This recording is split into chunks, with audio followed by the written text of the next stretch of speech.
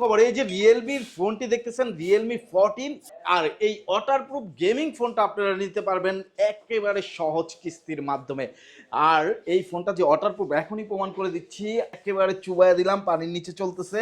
মানে আপনি পানির নিচে গিয়েও বাসায় ওয়াশরুমে গিয়ে ঝর্ণা ছেড়ে ঝর্ণার নিচে বসে বসে অতিরিক্ত গরমে গেমিং করতে পারবেন।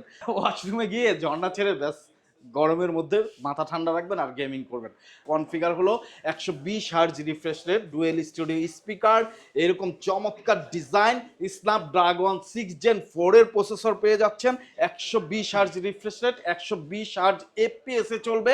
সো বুঝতেই পারতেছেন এইটা কেমন একটা ফোন।